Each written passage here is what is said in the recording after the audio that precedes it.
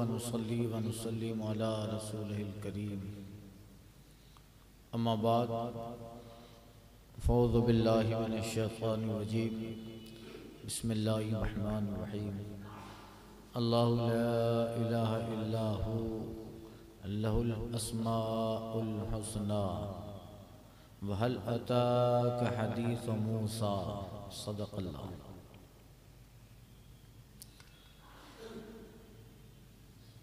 اللہ کے اس کے سوا کسی کی بندگی نہیں، اسی کے ہیں سب اچھے نام، اور کچھ تمہیں موسیٰ کی خبر آئی؟ گزشتہ درس میں عرض کیا تھا سورہ طٰہٰ میں جو موضوع ہے، جن مضامین کا سورہ طٰہٰ میں ذکر ہے ان میں اللہ کی وحدانیت اور موسیٰ علیہ السلام کا واقعہ بالتفصیل ذکر کیا گیا ہے۔ سورہ بقرہ میں بھی ذکر تھا، سورہ مریم میں اجمالاً ذکر ہوا وَاذْكُرْ فِي الْكِتَابِ مُوسیٰ، یہاں اس کا تفصیل سے ذکر ہوگا۔ موسیٰ علیہ السلام کا مدین سے مصر آنا،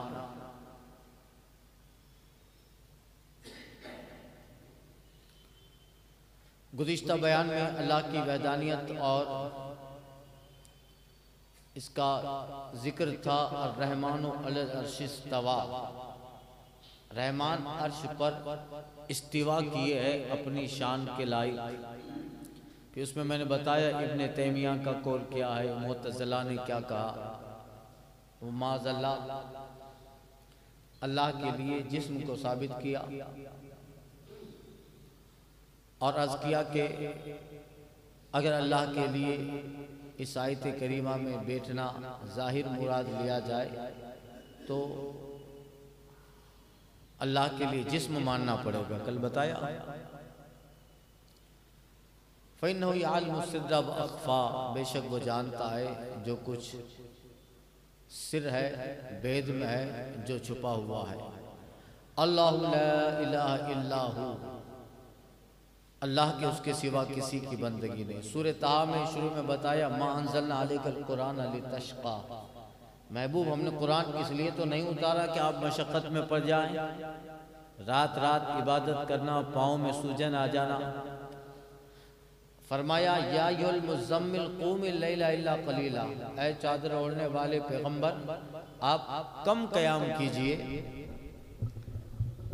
کم کھڑے ہوئیے، الا تذکرۃ لمن یخشی، قرآن اس لیے نہیں ہے کہ آپ محبوب صلی اللہ علیہ وسلم مشقت میں پڑ جائیں، یہ تو اس کے لیے جو ڈر رکھتا ہے اس کے لیے قرآن نصیحت ہے۔ تو گزشتہ درس میں نے عرض کیا تھا کہ آقا کریم صلی اللہ علیہ وسلم قیام طویل فرماتے تو پاؤں میں سوجن آ جاتی، اور بہت سارے لوگ حضور کی دعوت پر ایمان نہیں لائے، جیسے مکہ کے مشرکین میں تو سرکار کو دل پہ کبیدہ خاطر ہوتے تھے حضور کہ اگر یہ لوگ ایمان نہ لائے، کفر پہ ہی رہے اور کفر پہ مرے تو انہیں دائمی جہنم ہے، تو یہ کیسے جہنم برداشت کریں گے۔ تو امت کا ایک خوف تھا، امت کی ایک اصلاح مقصود تھی۔ پھر بتایا کہ محبوب اس لیے قرآن نہیں اترا ہے کہ آپ مشقت میں پڑھیں، اس کو پوری رات پڑھتے رہیں اور لمبا قیام آپ کریں تو آپ کے پاؤں میں سوجن آ جائے۔ تنزلا ممن خلق الارض والسماوات العلا، اور پھر بتایا قرآن کتنی عظمت والا ہے کہ اس رحمان نے اتارا ہے جس نے زمین اور اونچی آسمان بنا دیے، تو جو اس قدر بنا سکتا ہے اتنا عظیم ہے کہ جس نے زمین و آسمان بنا دیے تو اس کا بنانے والا کیسا ہوگا۔ جب زمین ایسی ہے، آسمان ایسا ہے، تو اس کا بنانے والا کیسا ہوگا۔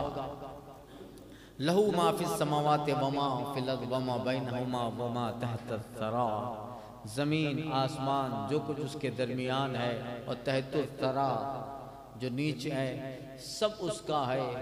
وَإِن تَجْهَرْ بِالْقَوْلِ فَإِنَّهُ يَعْلَمُ السِّرَّ وَأَخْفَى، اگر تو بات پکار کے کہے تو وہ بھید جانتا ہے، اور جو اس سے بھی زیادہ چھپی ہوئی چیزیں ہیں اسے بھی وہ جانتا ہے۔ پھر میں نے تفسیر میں کل عرض کیا کہ اخفا اور سر کون سا بھید؟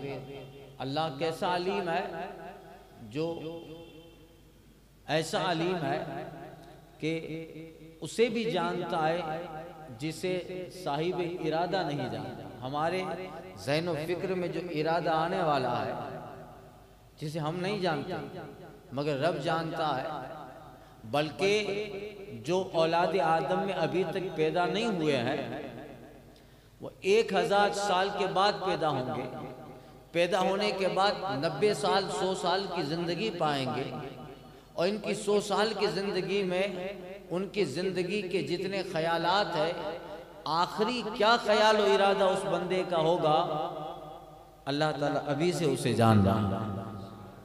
یہ ہے اِنَّهُ يَعْلَمُ السِّرَّ وَأَخْفَى، سر جو بندہ کے بھید ہے اسے جانتا ہے، وَأَخْفَى یعنی وہ راز جو اللہ کے یہاں ہے ابھی بندوں کے پاس اس کا علم تک ادراک تک نہیں آیا، بلکہ جس بندے کے اندر ادراک آنے والا ہے وہ بندہ ہی دنیا میں نہیں آیا مگر اللہ اسے جانتا ہے۔ اللہ ہے، تو جب اتنا عظیم ہے کہ جس کی شان اتنی بے مثال ہو، جس کا مقام یہ ہو اتنا عظیم ہے، تو پھر سنو لا الہ الا ہو، بندگی اسی کی ہے، اسی کو پوجا جائے جو اتنا عظیم ہے، اتنی طاقت کا مالک ہے۔ لہ الاسماء الحسنی، سب اس کے اچھے نام ہیں۔ اللہ تعالیٰ کا یہ تائید کی تفسیر ہو چکی، ایک ذاتی نام ہے اللہ، اور باقی جو ہے وہ اس کے صفاتی نام ہے، یعنی اللہ معبود حقیقی ہے، اس کے سوا کوئی خدا نہیں، وہ حقیقتاً واحد ہے، اور اسماء صفات کی کثرت اس کی ذات کو تعبیر کرنے کے مختلف ذرائع ہیں۔ چند نام سے چند وجود نہیں آ سکتے، چند نام ہے مگر وجود ایک ہے، چند صفاتی نام اس وجود کے ذات کو تعبیر کرنے کے مختلف ذرائع ہیں۔ یہ نہیں کہ صفات کی کثرت سے ذات کی کثرت مراد لی جائے معاذ اللہ، جیسے کسی آدمی کو آپ کہیں کہ یہ عالم بھی ہے، یہ سخی بھی ہے، یہ حافظ بھی ہے، تو اس کا مطلب یہ نہیں کہ عالم الگ ہوا، سخی الگ ہوا، حافظ، ارے ایک ہی ذات ہے مگر اسی ذات میں علم بھی ہے، حفظ قرآن بھی اور سخاوت بھی ہے۔ تو اسی طرح ایک ذات واحد اللہ تعالیٰ کی ہے، رحمان بھی وہ ہے، رحیم بھی وہ ہے، خالق بھی وہ ہے، مالک بھی وہ ہے، مالک الملک بھی وہ ہے، محیی وہ ہے، ممیت وہ ہے، رزاق وہ ہے، اور ذوالجلال وہ ہے، ذوالاکرام وہ ہے۔ ذات ایک ہے مگر اسی ذات کی بے شمار صفتوں کو تعبیر کرنے کے لیے اللہ نے بے شمار صفتیں اختیار فرمائی ہے۔ ایک ذات ہے، وہی رحمان بھی ہے، رحیم بھی ہے، خالق و مالک بھی وہی ہے۔ تو اللہ تعالیٰ کے بے شمار نام ہیں، نام ایک ذات کا اللہ، اس کی صفاتی نام بے شمار ہیں۔ بتایا گیا اس میں سے 1000 نام اللہ تعالیٰ نے اگلی کتابوں میں رکھے تھے، اور تقریباً 100 نام قرآن مجید میں ہے۔ 100 نام اللہ تعالیٰ نے ہر نبی کی زبان پہ اپنے جاری کیے، اور اس کے علاوہ ہزاروں اس کی صفتیں ہیں جس کے نام ہے، جس کا اللہ تعالیٰ نے کسی کو علم نہیں دیا، وہی جانتا ہے۔ ہاں، ان ناموں میں اللہ تعالیٰ نے کچھ تورات میں اتارے، کچھ انجیل میں اتارے، کچھ زبور میں اتارے، کچھ نبیوں کی زبان پہ جاری کر دیے، کچھ قرآن میں اتارے، جیسے رحمان، خالق، مالک، مالک الملک، اسی طرح، اور کچھ خاص اللہ تعالیٰ نے ایسے نام اپنے حبیب صلی اللہ علیہ وسلم کو دیے جو حضور کے لیے اسم اعظم ہے، کہ اس نام سے حضور نے جب بھی رب کو پکارا فوراً مدد آ گئی ہے۔ وہ اسم اعظم ہے، جبکہ حضور کی ذات ہی اسم اعظم ہے۔ حضور کی ذات خود وہ نام ہے جو اللہ کی بارگاہ میں دعا کے قبول ہونے کا ذریعہ، مگر اللہ نے اپنے ناموں کے خزانے میں سے جسے جتنا چاہا اسے عطا فرمایا، اور حضور کے صدقے میں اللہ نے 100 نام ہمیں دیے، ان میں سے ایک لفظ اللہ ہے اور 99 اس کے نام ہیں، صفاتی نام ہیں۔ وَهَلْ أَتَاكَ حَدِيثُ مُوسَىٰ، چونکہ سورہ طٰہٰ کا ایک مضمون تھا کہ اس میں حضرت موسیٰ علیہ السلام کا تفصیلاً ذکر ہے۔ هَلْ أَتَاكَ حَدِيثُ مُوسَىٰ، کچھ تمہیں موسیٰ کی خبر آئی؟ حضور سے فرمایا جا رہا ہے کچھ تمہیں موسیٰ کی خبر آئی؟ یعنی یہ سوال انکاری نہیں ہے کہ آپ کو معلوم نہیں ہے تو ہم خبر دے رہے ہیں، نہیں، اے محبوب آپ کو معلوم ہے، آپ کو موسیٰ کی خبر مل گئی ہے، اس لیے کہ اگر جیسا کہ بعض لوگ کہتے ہیں کہ اس سے معلوم نہیں ہو، علم دیا جا رہا ہے، تو یہ کیسے ہو سکتا ہے؟ ابھی تو اس سے پہلے ہی سورہ مریم گزری چکی، اور سورہ مریم میں تو ذکر تھا ہی، اذکر فی الکتاب موسیٰ، موسیٰ کا کتاب میں ذکر یاد کرو، تذکرہ کرو۔ تو اس سورت سے پہلے سورہ مریم اتری ہے، تو یہ سوال انکاری نہیں ہے کہ آپ کو معلوم نہیں ہے، یہ معلوم ہے اس لیے بتایا جا رہا ہے، کچھ تمہیں خبر ہے؟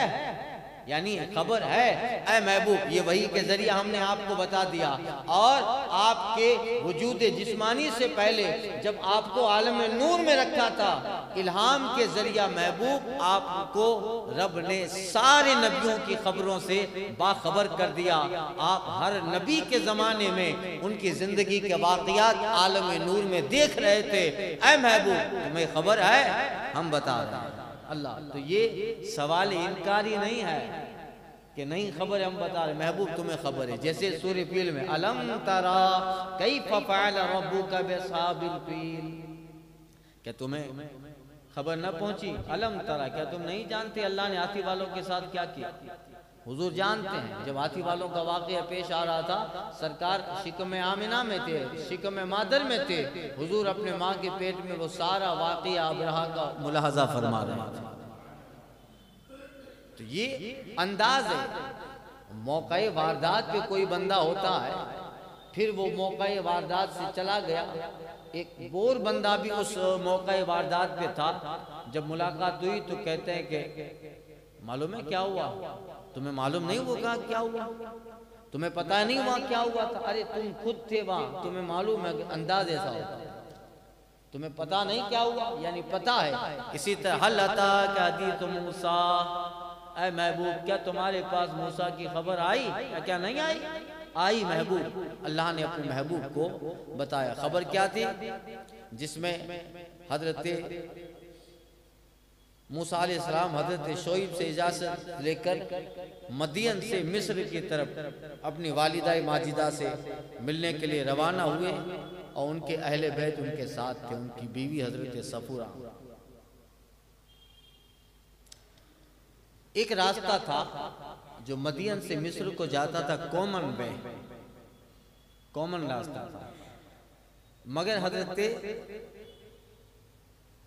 موسیٰ علیہ السلام کو ملک شام کے بادشاہ کے تکلیف پہنچانے کا اندیشہ تھا، تو کامن وے نہیں لیا۔ جب آپ مدین سے مصر جائیں گے تو شام آئے گا، سیریا آئے گا، وہی راستہ پڑتا تھا۔ تو ایک الگ عام راستہ تھا کہ عام طور پہ لوگ آتے جاتے ہیں، یہ راستہ تھا۔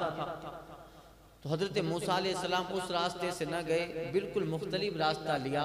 آپ کے علم میں یہ تھا کہ راستہ شارٹ بھی پڑے گا اور بادشاہ کا خطرہ بھی ٹل جائے گا، تو آپ نے ایک دوسرا راستہ اختیار فرمایا۔ آپ کے ساتھ آپ کی بیوی صاحبہ ہیں، اور یہ پورا واقعہ میں تفسیر میں تو کئی بار کر چکا ہوں۔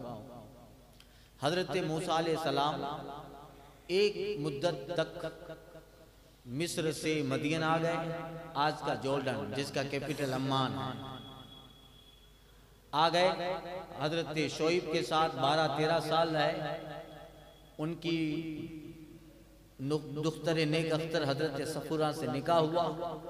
نکاح کے 10 مہینے کے بعد حضرت موسیٰ علیہ السلام واپس اپنے شہر مصر جا رہے ہیں تاکہ ماں سے ملاقات کرے, والدہ سے ملاقات کرے. اور ایک حکمت بھی تھی, فرعون کا دور ہے, مصر پہ تسلط زمانوں سے حضرت موسیٰ علیہ السلام کو ٹرین کیا جائے. پہلے ایک زمانہ حضرت شعیب کے ساتھ رہے. حضرت شعیب مدین کے پیغمبر ہیں, رسول ہیں, جلیل القدر انبیاء میں ہیں, اور ان کی صحبت میں جناب موسیٰ علیہ السلام رہے تو صحبت ملے. پھر تبلیغ کی ذمہ داری, کیسے اپنا پیغام قوم تک پہنچانا, واعظ نصیحت, اور لوگوں کو کس دلیل سے اللہ کی وحدانیت پہ قائل کرنا, جابر و ظالم بادشاہ کے سامنے کیسے سینہ سپر ہونا ہے, یہ سارے ہنر ایک پیغمبر کو سکھائے.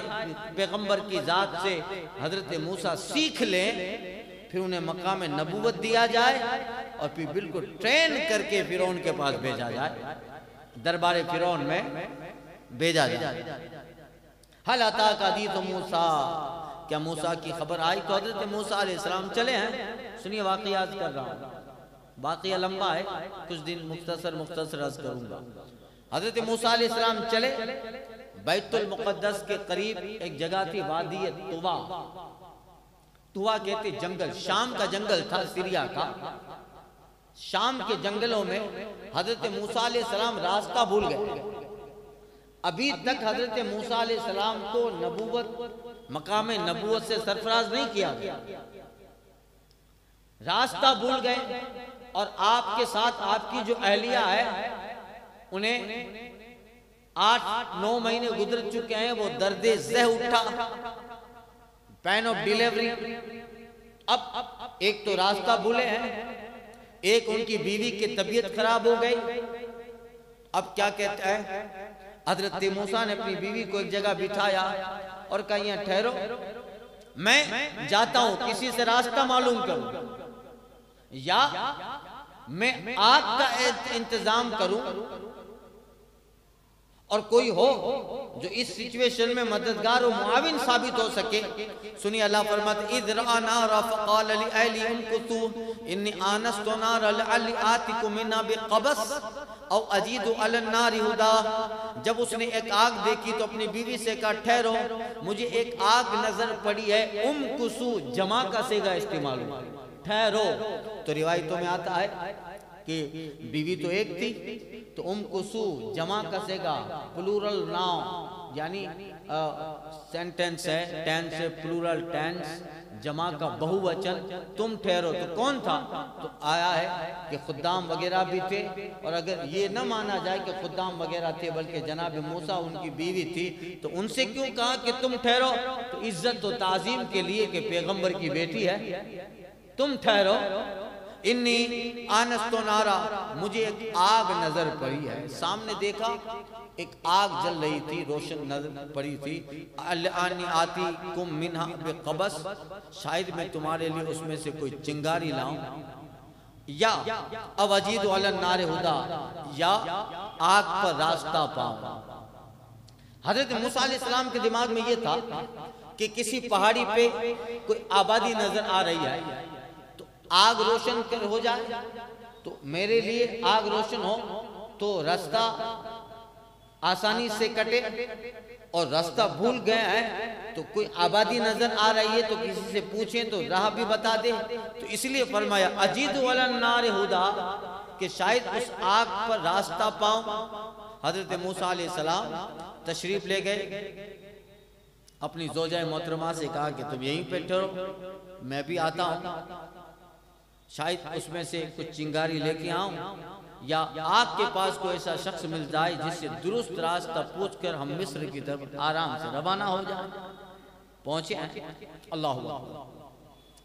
حضرت موسیٰ علیہ السلام جیسے بڑھتے جا رہے ہیں, آگ دور ہوتی جا رہی ہے, بڑھتے جا رہے ہیں, آگ دور ہوتی جا رہی ہے. حضرت موسیٰ علیہ السلام سوچتے ہیں ماجرا کیا ہے, کافی چل لیا مگر ابھی تک آگ کے قریب نہیں پہنچا. اور یہ وہ دن تھا جس دن حضرت موسیٰ علیہ السلام کی زندگی کے 40 سال ختم ہو رہے ہیں. کتنے؟ 40 سال حضرت موسیٰ کی حیات کے ختم ہو رہے تھے. مگر سوچ میں پڑ گئے آگے جاتا ہوں مگر آگ اور دور چلی جاتی ہے. اب دور سے کوئی روشنی چمک رہی ہو تو آگ ہی دکھائی دے گی. حضرت موسیٰ فلما اتاها نودی یا موسیٰ، حضرت موسیٰ علیہ السلام ایک وقت آیا کہ اس آگ کے قریب ہو گئے.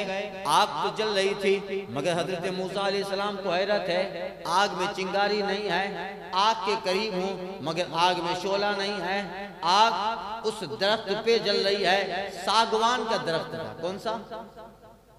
ساگوان. بعض لوگوں نے زیتون لکھا ہے، اس سے بحث نہیں. درخت تھا.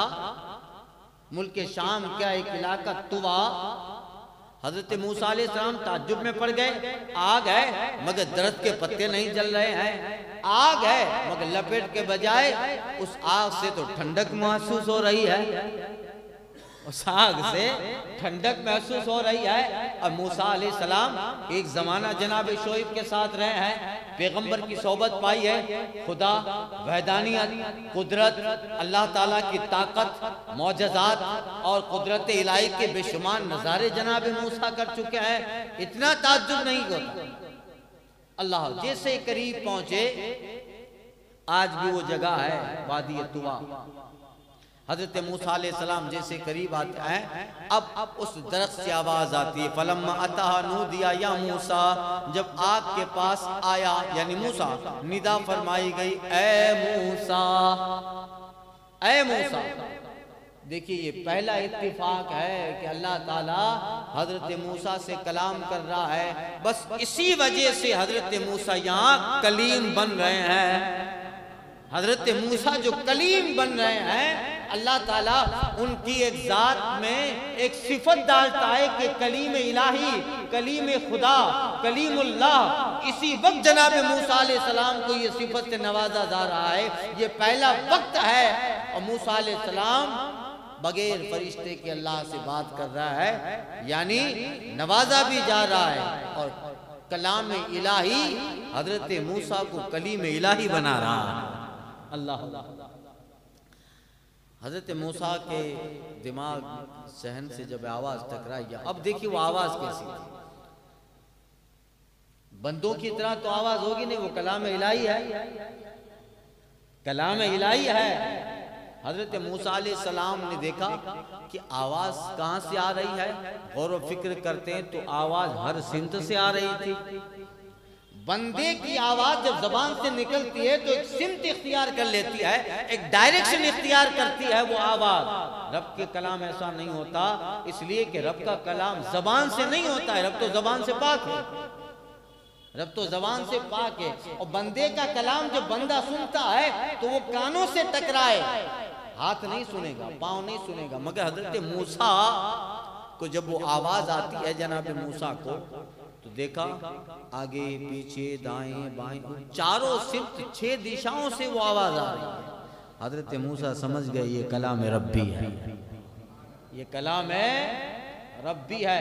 اور اس آواز میں جو انس تھا، اس میں جو لذت تھی، حضرت موسیٰ بے خود ہونے لگے. کلام خدا کی لذت ہی ایسی ہے نا. اس لیے تو موسیٰ نے کہا تھا جب کلام اتنا عظیم ہے تو ذات کیسی ہوگی. ارینی مولا، دکھا تو کیسا ہے. تیرا کلام ایسا ہے تو کیسا ہوگا.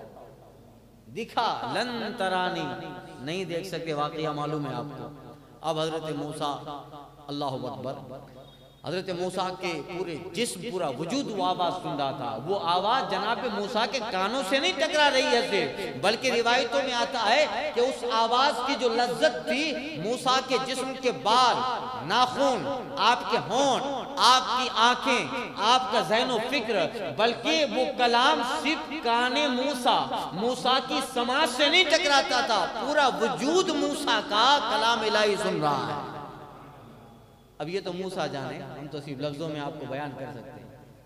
یہ کیسی لذت ہوگی، یہ کیسی سچویشن ہوگی، یہ موسیٰ جان سکتے ہیں کہ کلام ہے. آنکھ بھی سن رہی ہے، ذہن بھی سن رہا ہے، دل بھی سن رہا ہے، ہاتھ پاؤں. سائلنٹ کر دو موبائل. آنکھ پاؤں پورا وجود سن رہا ہے کلام. تو یہ سچویشن علماء کہتے ہیں کہ صرف بیان کی جا سکتی ہے، اس کا احساس نہیں کیا جا سکتا. اس کے لیے کلیم چاہیے، اس کے لیے کلیم چاہیے. اللہ اکبر. مگر ایک زمانہ جناب موسیٰ علیہ السلام حضرت شعیب علیہ السلام کی خدمت میں رہے ہیں. تربیت اگر اچھی ہو نا، تربیت دینے والا اگر کوئی اچھا ہو تو پتھر بھی ہیرے بن سکتے ہیں. اقبال نے کہا تھا اگر کوئی شعیب آئے میسر، شیبانی سے کلیمی دو قدم. اگر تربیت کرنے والا کوئی شعیب ہو. ایک زمانہ جناب موسیٰ علیہ السلام حضرت شعیب علیہ السلام کے ریوڑ کی حفاظت کرتے رہے. نبیوں کے لیے بکریاں چرانے کا لفظ اچھا نہیں محسوس ہوگا. نبی کے لیے بکریاں چرانا یہ سب ادب کا شائبہ اس میں نظر نہیں آتا ہے. موسیٰ علیہ السلام جناب شعیب کی بکریوں کی حفاظت کرتے رہے، ریوڑ کی حفاظت پہ مامور تھے. کیونکہ اس وقت جناب موسیٰ علیہ السلام پیغمبر نہیں ہے، ابھی تک مقام نبوت سے سرفراز نہیں کیا، اور شعیب علیہ السلام پیغمبر ہے. مگر تربیت دیتے رہے. تو اللہ اکبر، اگر تربیت دینے والا کوئی اچھا ہو تو پھر بکریوں کی حفاظت کرنے والا انسان بھی کلیم بن سکتا ہے. اگر کوئی شعیب آئے میسر، شیبانی سے کلیمی دو قدم ہے. حضرت موسیٰ کا پورا وجود وہ آواز سن رہا تھا. قریب آئے. اب دیکھو فلما اتاہا نودیا یا موسیٰ. جب حضرت موسیٰ علیہ السلام قریب ہوتے ہیں آواز دی گئی اے موسیٰ، تو اس آواز کی لذت سے بے خود ہو گئے. اللہ اللہ. انی انا ربک، اے موسیٰ بے شک میں تیرا رب ہوں، میں تیرا رب ہوں. اللہ اکبر. اس وقت بھی شیطان دھوکہ دینے کے لیے آئے تھے، حضرت موسیٰ نے بھگا دیا.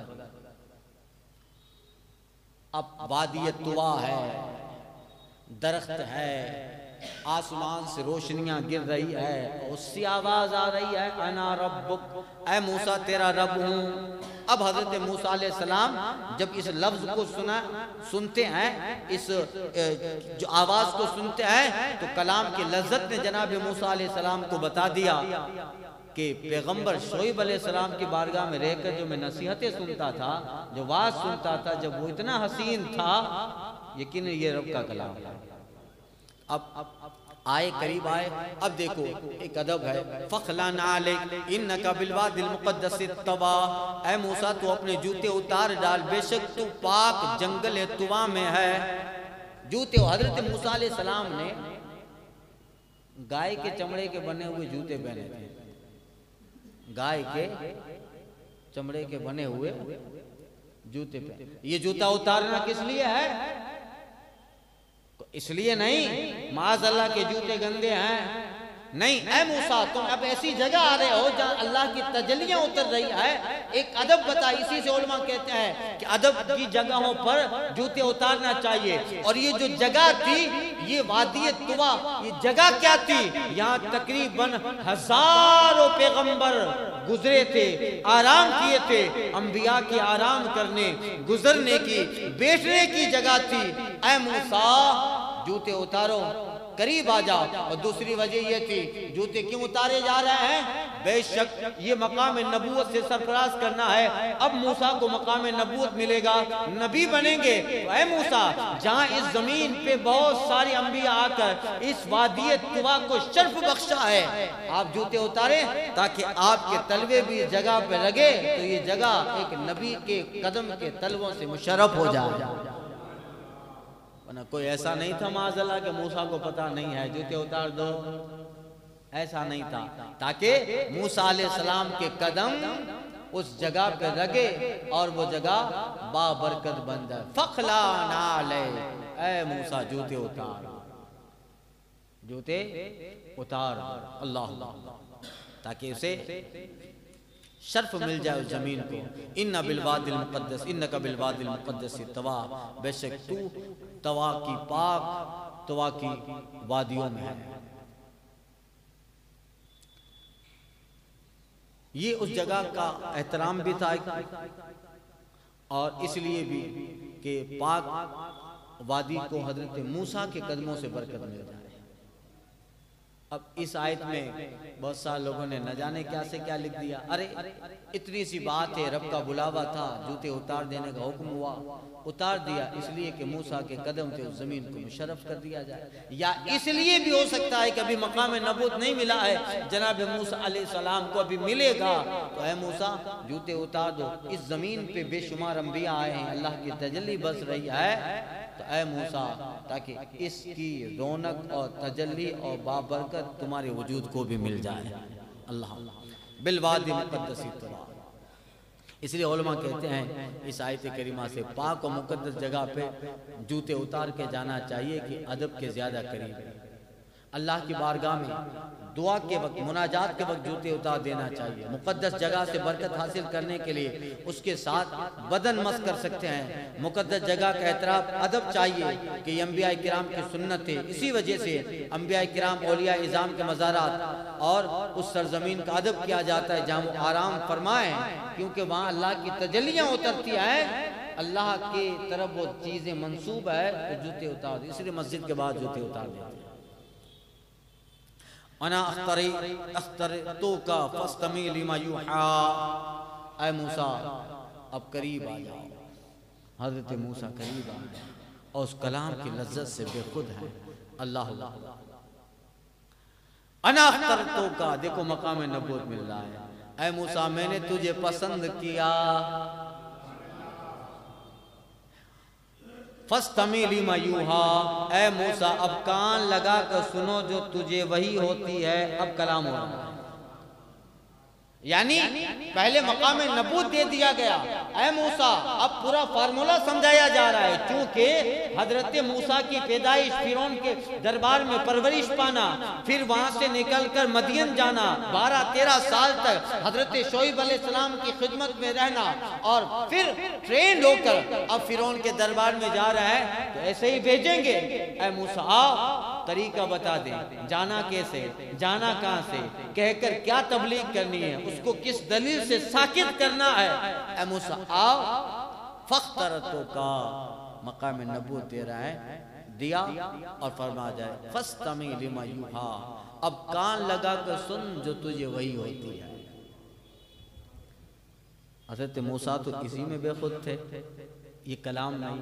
اب دیکھیے علماء بیان کرتے ہیں کہ یہ وہ وقت تھا جس وقت حضرت موسیٰ علیہ السلام کی عمر کے 40 سال ختم ہو رہے تھے، اس لیے کتابوں میں بزرگوں نے لکھا ہے کہ 40 سال میں انبیاء کرام کو نبوت ملتی تھی۔ اکثر انبیاء کرام 40 سال میں مقام نبوت سے سرفراز ہوتے، حضرت موسیٰ علیہ السلام کو بھی یہی ہوا۔ ایک جگہ اللہ فرماتا ہے یا موسیٰ انی اصطفیتک علی الناس برسالتی وبکلامی فخذ ما آتیتک وکن من الشاکرین، اے موسیٰ میں نے اپنی رسالتوں اور اپنے کلام کے ساتھ تجھے لوگوں پر منتخب کر لیا، تو جو میں نے تجھے عطا فرمایا ہے اس سے لے لو اور شکر گزاروں میں سے ہو جاؤ۔ مقام نبوت، اللہ اللہ۔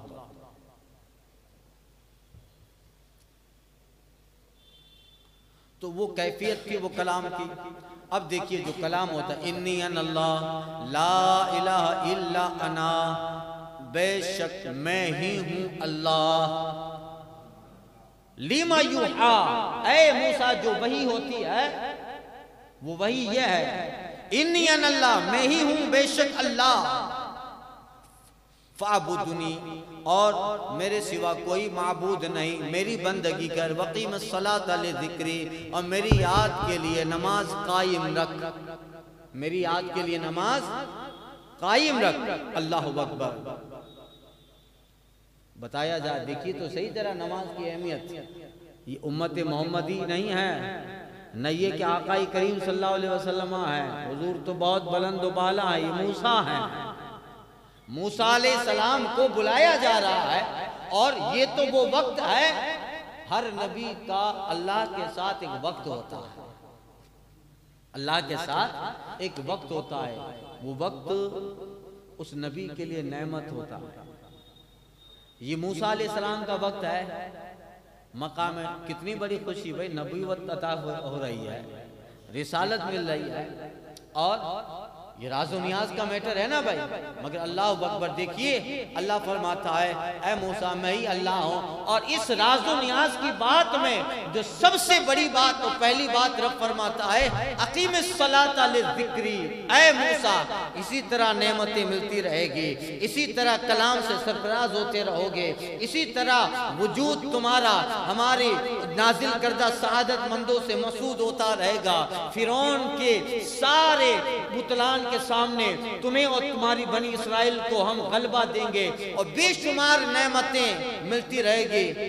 شرط اے موسیٰ پہلے اقیم الصلاۃ لذکری, میری یاد کے لیے نماز قائم کرتے رہو. تم نماز قائم کرو گے تمہیں بھی اور تمہارے بدلے تمہاری قوم کو بھی نعمتیں دیتے رہیں گے. یا نماز ہوتی رہے گی وہاں نعمتیں ملتی رہے گی, یا نماز ہوتی رہے گی وہاں رحمتیں اترتی رہے گی, یا نماز ہوگی وہاں فرعون کا غلبہ ختم ہوگا, یا نماز ہوگی وہاں بنی اسرائیل کو نجات ملے گی, یا نماز ہوگی وہ مصر تیرے حوالے کریں گے, یا نماز ہوگی قیامت تک کسی پہ جو نعمتیں نہیں اتاری. اے موسیٰ تیری نماز اور تیرے قوم کی نماز سے وہ نعمتیں قیامت تک تیری قوم پر یادگار کے طور پہ رہے گی. انی فضلتکم علی العالمین. رب نے فرمایا جو بنی اسرائیل پہ نعمتیں اتاری فضیلت دی تو یہ ایسا نہیں ہے کہ حضرت موسیٰ علیہ السلام نماز نہیں پڑھتے. جیسا ان کی شریعت میں تھا نبی سے گناہ نہیں ہو سکتا, نبی سے گناہ. مگر یہ موسیٰ کے ریفرنس سے ان کی قوم کو بتایا جا رہا ہے کہ کہیے کہ کتنی اہم چیز ہے کہ اللہ جب خاص اپنے قرب میں بلاتا ہے تو پہلے کہتا ہے اقیم الصلاۃ لذکری. بتائیے حضرت موسیٰ کو مقام نبوت دیا جا رہا ہے اور پہلا کلام نماز کا کیا جا رہا ہے, اور محبوب کو جب لامکہ بلایا جا رہا ہے تو تحفہ نماز کا دیا جا رہا ہے. اس سے اہمیت تو پتہ لگائیے کہ کتنی اہم چیز ہے, اس لیے اس کو اہم العبادات بتایا گیا, اور اسے کوئی دنیا کا فرد بھی اس چیز سے محروم نہ رہے. موسیٰ کی معراج یہ ہے کہ طوا میں بلا کر مقام نبوت دے کر اللہ کے کلام سے شرف دیا جا رہا ہے. یہ موسیٰ کی معراج ہے. نبی کی معراج یہ ہے کہ لامکاں بلا کر دیدار کروایا جا رہا ہے. اور اے موسیٰ اور آخری پیغمبر کے ماننے والوں, یہ موسیٰ اور اپنے آخری پیغمبر کو بلا کر جو تحفہ دے رہا ہے تمہاری معراج یہ کہ تم اقیم الصلاۃ نماز پڑھتے رہو تو اس میں تمہاری معراج ہوتی رہے. اس لیے کہ الصلاۃ معراج المومنین کہا گیا نماز مومنوں کے معراج ہے. موسیٰ کو بلا کے نماز دی جا رہی ہے, حضور کو راز و نیاز کے لیے بلایا جا رہا ہے. اس میں تو رب نے کیا کیا, کیا وحی کی. قرآن یوہا ما اوہا ما اوہا, اللہ نے جو محبوب کو بتایا وہ بتایا, مگر چند باتیں حضور نے بتا دی کہ مجھے میرے رب نے اپنے قرب میں بلا کر جو تحفے دیے ہیں ان میں سے بہترین تحفہ نماز ہے. اس کی اہمیت کتنی ہے اندازہ تو لگاؤ. ورنہ موسیٰ علیہ السلام پر تو توریت اتری تھی, توریت اترنے والی تھی, توریت میں تو ویسے ہی نماز کا ذکر تھا, پڑھ کے سنا دیتے. نماز کا کہتے اللہ ہی کا تو کلام تھا, مگر اس کی اہمیت بتائی جا رہی ہے, اس چیز کی فضیلت بتائی جا رہی ہے کہ کتنی بڑی چیزیں ہم مقام نبوت سے سرفراز کرتے ہیں اور موسیٰ کو بتاتے ہیں کہ میں اللہ ہوں, اور اس کے بعد اقیم الصلاۃ لذکری. اور اگر ابھی تک تمہیں سمجھ میں نہ آیا تو میرے محبوب کو دیکھ لو, ہم نے کسی کو جو فضیلت نہ دی, لامکاں بلا کر اپنی ذات کا دیدار محبوب کو کرایا. اس وقت اللہ نے جو گفٹ و تحفہ اپنے محبوب کو دیا تھا امت کے لیے وہ نماز ہے. الصلاۃ معراج المومنین, نماز مومن کا معراج ہے. الصلاۃ عماد الدین, نماز دین کا کھمبا ہے. الصلاۃ قرۃ عین رسول اللہ, نماز مصطفیٰ جان رحمت کے آنکھوں کی ٹھنڈک ہے. الصلاۃ سکنہ, نماز سکون کا نام ہے. الصلاۃ دیدار الہی ہے. نماز ایک ایسی عبادت ہے جس کا اللہ نے ہر نبی کی امت میں چرچا کیا, ذکر کیا, لازم کیا, اور سب سے بڑی بات آسان, اچھی, مختصر, زیادہ ثواب کے اعتبار سے اس امت کو اللہ نے نماز عطا فرمائی. ورنہ 50-50 وقت کی نمازیں فرض تھی, 50-50 وقت, 15 وقت, 30 وقت, 40 وقت. اب کیسے پڑھتے ہیں؟ 5 وقت نہیں پڑھتے ہیں. مگر دیکھیے آسان بہتر. اب اللہ تعالیٰ نے جو کلام فرمایا اس میں پہلا کلام تھا اقیم الصلاۃ للذکر، اور دوسرا کلام ان الساعۃ آتیہ، اے موسیٰ قوم کو بتاؤ قیامت آنے والی ہے. قوم کو بتاؤ. اب آپ تعجب کریں گے کہ نبوت دی جا رہی ہے، قرب میں بلایا جا رہا ہے، نماز کا تو سمجھ میں آیا، اس وقت قیامت کا کیوں ذکر کیا جا رہا ہے؟ قیامت کا، ارے بھائی کوئی بندہ ہو، بندے سے ملتا ہے، کوئی دوست سے ملے گا، اس کو گفٹ دے رہا ہے، تحفہ دے رہا ہے، سب دے رہا ہے، تو اسی طرح کی باتیں ہوگی نا. اب گفٹ بھی دے رہا ہے، تحفہ بھی دے رہا ہے، اور یہ بھی کہے ایک دن آئے گا تو مر جائے گا، ایک دن آئے گا تو مر جائے گا، اس کو اچھا لگے گا؟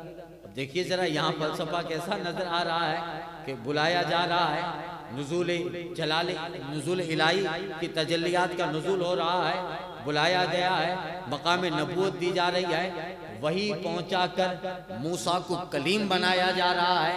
ان سب گفٹ میں، تحفوں میں بنی اسرائیل کو نجات کیسے دلانی، فرعون کے پاس جا کے کیا بولنا ہے، اور پھر حضرت موسیٰ کی فرمائش پہ ان کے بھائی حضرت ہارون کی نبوت، انہیں نبی بنانا ہے، اور انہیں ان کے ساتھ بھیج کر، ان کے ساتھ ملا کر دربار فرعون میں بھیجنا ہے.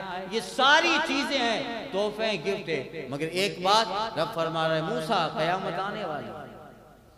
اللہ ہو تو انشاءاللہ اس کی بہت ساری تفسیریں علماء کرام نے کی ہے. کل ان الساعۃ آتیہ کی تفسیر کل کے درس میں عرض کرتا ہوں. الفاتحہ.